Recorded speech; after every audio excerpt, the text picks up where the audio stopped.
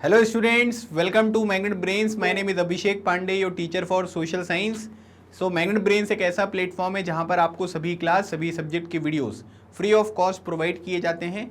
इसका मतलब ये हुआ कि कुछ वीडियोस देखने के बाद ना तो आपको कोई सब्सक्रिप्शन लेना है, ना ही कोई पैकेज परचेज करना है, because best quality content best teachers के साथ आपको फ्री ऑफ कॉस्ट प्रोवाइड किया जाता है। आप मैग्नेट ब्रेन्स को फेसबुक पर, टेलीग्राम पर और इंस्टाग्राम पर भी फॉलो कर सकते हैं सो दैट कोई भी इंपॉर्टेंट अपडेट आप मिस ना करें। आज का जो हमारा ये सेशन होगा इसमें हम non conventional sources of energy का पार्ट 1 डिस्कस करेंगे, है ना। मतलब कि नॉन कन्वेंशनल जो सोर्सेस ऑफ एनर्जी हैं इनको 2 पार्ट में हम कवर करने वाले हैं, ठीक है। तो पहले वाले पार्ट में कुछ चीज़ें कवर करेंगे और फिर जो दूसरा वाला पार्ट होगा उसमें कुछ चीज़ें कवर करेंगे। अभी तक हमने कन्वेंशनल सोर्सेज ऑफ एनर्जी के बारे में बात करी है ना। कन्वेंशनल सोर्सेज ऑफ एनर्जी का मतलब ये हुआ वो एनर्जी सोर्सेज जो हम बहुत ही कॉमन तरीके से यूज़ करते हैं और बहुत पहले के टाइम पीरियड से हम लगातार यूज़ करते आ रहे हैं। नॉन कन्वेंशनल का मतलब ये हुआ कि ऐसा कोई मेथड ये नहीं है जो हम पहले से यूज़ कर रहे हैं, बट हम कोशिश कर रहे हैं कि अब इन चीज़ों के ऊपर भी हम थोड़ा सा ध्यान दें। तो ध्यान देने की वजह क्या है ना। क्यों? क्योंकि जो कन्वेंशनल सोर्सेज ऑफ एनर्जी हैं जैसे फॉसिल फ्यूल्स वगैरह के ऊपर जो हमारी डिपेंडेंसी है वो बहुत ज़्यादा हो गई है, जिसकी वजह से क्या है कि वो चीज़ें लगातार आपको समाप्त होती हुई दिखाई दे रही हैं। तो उसके ऑल्टरनेटिव हमको ढूंढना जो है वो बहुत ज़रूरी है। जैसे अगर आप देखेंगे the increasing use of fossil fuel is leading to its shortage, है ना। जैसे जैसे फॉसिल फ्यूल वगैरह यहाँ पर यूज़ हो रहे हैं तो आप ये कह सकते हैं कि इसकी वजह से चीज़ों की जो शॉर्टेज है वो यहाँ पर आपको देखने को मिल रही है।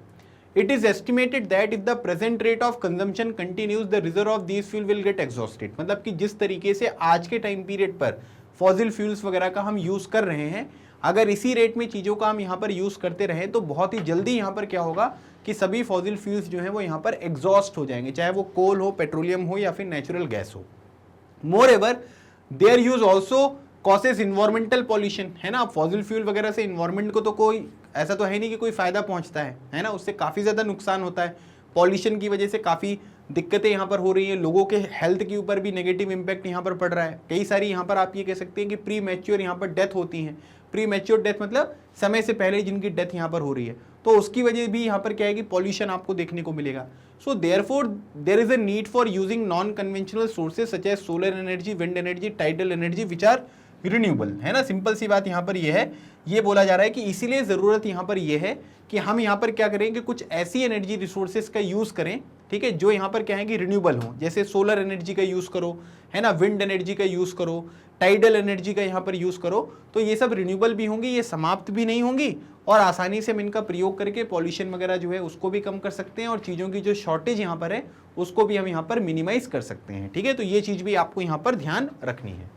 अब जैसे अगर हम बात करेंगे सोलर एनर्जी, तो सन की जो हीट है and light energy can be felt by us every day, है ना। मतलब सूरज की गर्मी है ना, अब गर्मी के सीजन में तो एकदम मजेदार जो है वो फील हो रही है ना। तो लाइट एनर्जी हो गई या जो सन की एनर्जी होती है उसको हम डेली बेसिस पे जो है वो यहाँ पर फील कर सकते हैं। Solar energy trapped from the sun can be used in solar cell to produce electricity. मतलब कि जो भी सोलर एनर्जी है, जैसे आप इस तरीके के सेल वगैरह देखते हैं ना, सोलर पैनल्स वगैरह लगे होते हैं, तो हम क्या कर सकते हैं कि जो भी हमने सोलर एनर्जी ट्रैप करी है उसका उपयोग सोलर सेल्स में हम कर सकते हैं, जिससे यहाँ पर क्या होगा कि इलेक्ट्रिसिटी जो है वो आपको जनरेट होती हुई यहाँ पर दिखाई देगी, है ना। क्या बता रहा हूँ मैं आपको कि सोलर एनर्जी को ट्रैप करो, सोलर सेल्स के रूप में हम उसका यूज़ करेंगे और वो सोलर सेल जो है वो इलेक्ट्रिसिटी को जनरेट करते हुए आपको दिखाई देंगे। Many of these cells are joined into the solar panels to generate power of heating and lighting purpose, ठीक है। और उसके बाद क्या होते हैं कि इस तरीके की जो भी आपके सोलर पैनल्स वगैरह होते हैं ना, इसमें जो आपके सोलर सेल्स होते हैं वो आपको अटैच देखने को मिलते हैं, जिससे यहाँ पर हीटिंग और जो भी लाइटिंग पर्पस हमारे होते हैं वो आपको फुलफिल होते हुए यहाँ पर दिखाई देंगे। मतलब हीटिंग और लाइटिंग वगैरह जो है वो सब चीज़ें यहाँ पर आसानी से कंप्लीट होती हुई देखने को मिलेंगी, ठीक है। तो ये पॉइंट आपको यहाँ पर ध्यान रखना है। चलिए, the technology of utilising solar energy benefits a lot of tropical countries that are blessed with the, ठीक है, अबंडेंट सनशाइन। अब यहाँ पर क्या है कि जैसे सोलर एनर्जी की जो यहाँ पर टेक्नोलॉजी है जिसको यहाँ पर यूटिलाइज किया जा रहा है, ठीक है, इसको अगर हम देखेंगे तो यहाँ पर क्या है कि बहुत सारी ट्रॉपिकल कंट्रीज का मतलब यहाँ पर क्या हुआ भाई, ये हो गई आपकी 0 डिग्री इक्वेटर और उसके बाद अगर आप देखेंगे तो ये हो गया आपका 23.5 डिग्री नॉर्थ, मतलब कि ट्रॉपिक ऑफ कैंसर, और ये हो गया आपका 23.5 डिग्री साउथ, मतलब इसको बोलते हैं ट्रॉपिक ऑफ कैप्रिकॉन। तो ये जो पर्टिकुलर रीजन आपको देखने को मिलेगा, यहाँ पर क्या होता है कि सनरेज जो है वो डायरेक्टली फॉल करती है, इक्वेटर पे करती है, लेकिन जो ट्रॉपिक्स वाले एरिया यहाँ पर सनरेज की जो मतलब आप ये कह सकते हैं कि प्रेजेंस होती है वो बड़े स्केल पर होती है। तो अगर यहाँ पर सोलर एनर्जी जो है वो डायरेक्टली पड़ रही है या उसका इम्पैक्ट ज़्यादा देखने को मिलेगा, तो ऑब्वियसली आप यहाँ पर ये कह सकते हैं कि इससे बहुत ज़्यादा बेनिफिट आपको देखने को मिलता है। ठीक है, solar energy is also used in solar heaters, ठीक है, जो पानी गर्म वगैरह करते हैं, सोलर कुकर्स आपको देखने को मिलेंगे, सोलर ड्रायर्स वगैरह देखने को मिलेंगे, और फिर उसके बाद यहाँ पर जो ट्रैफिक सिग्नल्स वगैरह होते हैं ना, उसमें जो लाइट्स वगैरह होती हैं जो सोलर एनर्जी से यहाँ पर चार्ज होती है, फिर लाइट चलती है रात में। तो इस तरीके से आप देख सकते हैं कि काफ़ी जगह पर सोलर चीज़ें जो है वो यहाँ पर यूज़ की जाती हैं, और भारत भी लगातार यहाँ पर सोलर एनर्जी के ऊपर यहाँ पर काम कर रहा है। जैसे अगर आप देखोगे एक अलायंस है जिसको बोलते हैं इंटरनेशनल सोलर अलायंस, ठीक है, इसका हेडक्वार्टर कहाँ पर है, इसका हेडक्वार्टर अगर आप देखोगे तो गुरुग्राम में है। ठीक है, इंटरनेशनल सोलर अलायंस, ठीक है, इसको भारत और फ्रांस ने मिलकर स्टार्ट किया था, जिसका पर्पस यही है कि भाई सोलर एनर्जी को जितना मैक्सिमम हम यहाँ पर यूटिलाइज कर सकें उतना ज़्यादा हमको यहाँ पर यूटिलाइज करना है। ठीक है, फिर उसके बाद विंड एनर्जी के बारे में बात करेंगे। तो विंड जो है ये इनएग्जॉस्टिबल सोर्स ऑफ एनर्जी है ना, मतलब हवा जो है वो कभी खत्म नहीं होने वाली है। और उसके बाद यहाँ पर आप ये कह सकते हैं कि जो इस तरीके की विंड मिल्स वगैरह होती हैं, है ना, तो इनका यूज़ हम लगातार करते ही आ रहे हैं, ग्रेन वगैरह को ग्राइंड करने के लिए, है ना, वाटर वगैरह को लिफ्ट करने के लिए, मतलब बहुत टाइम से जो है इस तरीके का काम होता है कि इसको ये घूम रहे हैं, तो इससे क्या करेंगे आप अलग अलग तरीके की जो अटैचमेंट है वो लगा के, है ना, जो भी आपके ग्रेन्स वगैरह होते हैं उनको ग्राइंड करना, है ना, या वाटर वगैरह को लिफ्ट करना, उसके लिए उपयोग होता ही है। अब यहाँ पर क्या कह सकते हैं कि in modern time windmills the high speed winds, ठीक है, rotate the windmill which is connected to a generator to produce electricity, है ना, बेसिक काम यही होगा, ये घूमेंगे। अब इसको क्या करेंगे, जनरेटर से जो है वो यहाँ पर कनेक्ट कर दिया जाता है, और जनरेटर क्या करेगा, उसका काम यही होता है कि इलेक्ट्रिसिटी को जनरेट करना। Wind farms having cluster of such windmills are located in the coastal region in mountain passes where strong and steady winds blow, है ना। अब ज़्यादातर अगर आप देखोगे तो जो कोस्टल एरियाज होते हैं और जहाँ पर आपको माउंटेन पासेस देखने को मिलेंगे, है ना, दो चीज़ें याद रखिएगा, कोस्टल एरियाज में और माउंटेन पासेस में जो बड़े बड़े विंड मिल्स के क्लस्टर्स होते हैं वो अवेलेबल होते हैं। इसका कारण यहाँ पर क्या है, क्योंकि यहाँ पर स्ट्रॉन्ग और स्टेडी जो विंड्स होती हैं वो लगातार ब्लो होती रहती हैं। अब विंड ही ब्लो नहीं करेगी ज़्यादा बड़े स्केल पर, तो फिर कैसे बेनिफिट होगा, इसलिए ऐसी जगह को चुना जाता है जो कोस्टल रीजन हो या माउंटेन पासेस हो, जहां पर क्या हो कि विंड स्ट्रांग भी हो और लगातार ब्लो भी करे, ताकि उसके बेनिफिट हमको मिल सकें। अब अगर आप देखोगे विंड फार्म्स आपको देखने को मिलेंगे यूरोप में, जैसे नीदरलैंड हो गया, जर्मनी हो गया, डेनमार्क, यूके, यूएसए, स्पेन वगैरह में, है ना, are noted for their wind energy production. तो इसमें क्या है कि इसमें अगर आप देखोगे तो जैसे यूएसए भी है, यूके भी है, डेनमार्क, जर्मनी, स्पेन वगैरह, ये सब लोग यहाँ पर क्या है कि अपने विंड एनर्जी के प्रोडक्शन के लिए यहाँ पर फेमस आपको देखने को मिलेंगे। मतलब यहाँ पर बड़े स्केल पर जो है वो विंड एनर्जी का प्रोडक्शन जो है वो यहाँ पर होता है। ठीक है, तो ऐसे आप यहाँ पर ध्यान रख सकते हैं कि ये non conventional sources of energy में यहाँ पर जो ये सोर्स है इसका नाम क्या है, इसका नाम अगर आप देखोगे तो ये आपको देखने को मिलेगा, ये है विंड एनर्जी। ठीक है, फिर न्यूक्लियर पावर है। अब न्यूक्लियर पावर के बारे में तो सब जानते ही हैं, है ना, तो nuclear power is obtained from energy stored in the nuclei of atoms of naturally occurring radio active element like uranium and thorium. ठीक है, तो याद रखिएगा इसमें क्या होता है कि ये जो यूरेनियम है और जो थोरियम है ना, ये क्या है कि ये रेडियो एक्टिव यहाँ पर एलिमेंट है ना, मतलब ये रेडिएशन जो है वो एमिट करते हैं, तो इनकी एनर्जी को हम यहाँ पर क्या करेंगे, यूज़ करेंगे। ठीक है, और इसमें क्या करेंगे कि जो भी रेडियो एक्टिव एलिमेंट्स होते हैं, है ना, इनको हम यहाँ पर क्या करेंगे, इनका यूज़ करके हम एनर्जी वगैरह का यूज़ करने वाले हैं, जिससे इलेक्ट्रिसिटी वगैरह जनरेट यहाँ पर की जाएगी। दीज फ्यूल्स याद रखिएगा यूरेनियम और थोरियम का यूज़ करेंगे हम। ठीक है, these fuels undergo nuclear fusion in nuclear reactors and emit power. ठीक है, अब देखो यहाँ पर क्या होता है कि जैसे मान लो कि ये यूरेनियम है ना, अभी यूरेनियम क्या होगा कि यूरेनियम जो है ना वो दो छोटे छोटे पार्टिकल्स में टूटेगा। कब, जब इस पे हम क्या करेंगे, न्यूट्रॉन जो है, ठीक है, उसकी बम्बार्टमेंट यहाँ पर करेंगे, तब यहाँ पर क्या होगा कि यूरेनियम दो छोटे छोटे पार्टिकल्स में टूटेगा। तो जब क्या होता है कि जब एक बड़ा पार्टिकल दो छोटे छोटे पार्टिकल्स में, है ना, प्लस यहाँ से कुछ एनर्जी जो है वो यहाँ पर लिबरेट होगी। ठीक है, तो ऐसी वाली जो प्रोसेस होती है इसको बोलते हैं न्यूक्लियर फ्यूजन।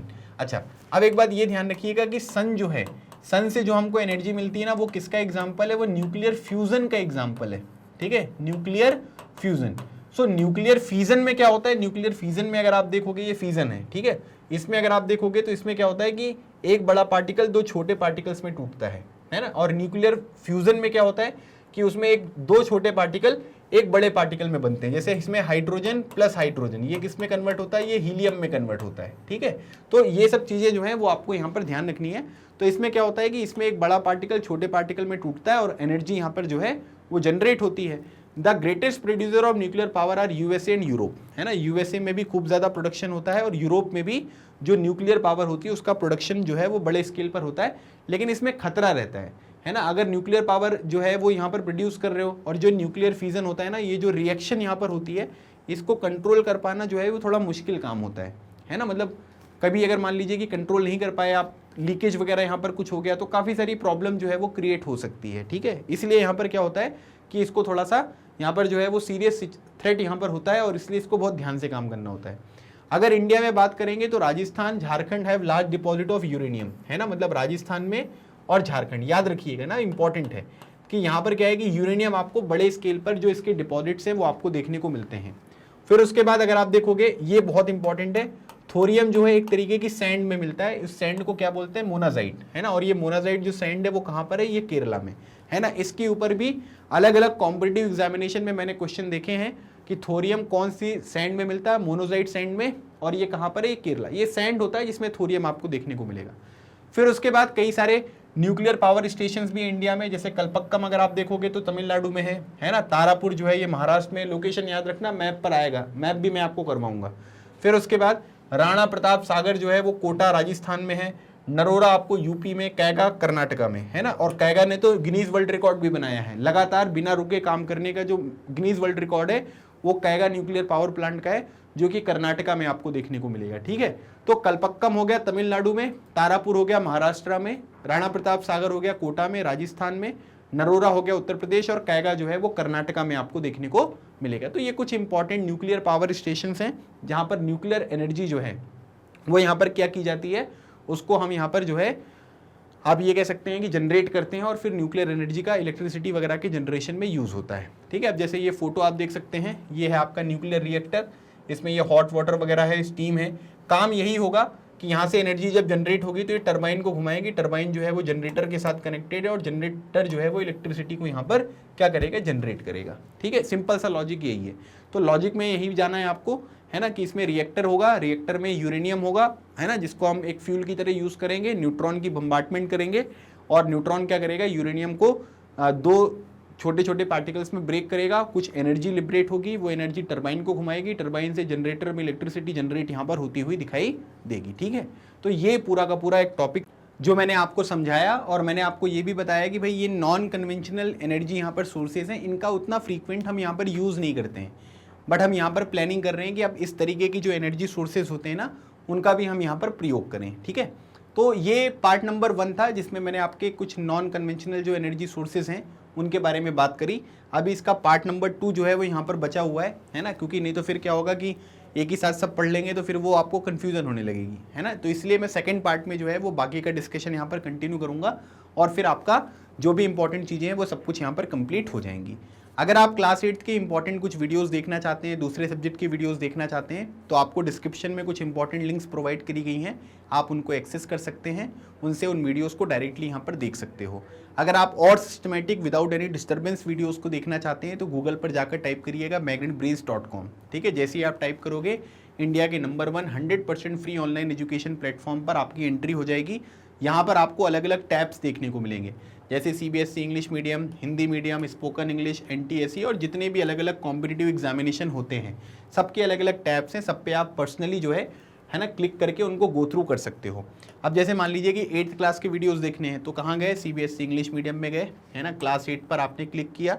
जैसे ही आप क्लास 8 पर क्लिक करने गए तो आपने देखा कि यहाँ पर ये अलग अलग फोल्डर्स हैं, है ना, जो सब्जेक्ट्स आपको पढ़ाए गए हैं उनके सबके फोल्डर्स बने हुए हैं। जो सब्जेक्ट पढ़ना है उस पर क्लिक करो। मान लो ज्योग्राफी पढ़नी है, ज्योग्राफी पे क्लिक किया, सारे चैप्टर्स की जो प्लेलिस्ट है वो आपको यहाँ पर देखने को मिल जाएगी, आप इसको यहाँ पर आसानी से देख सकते हो।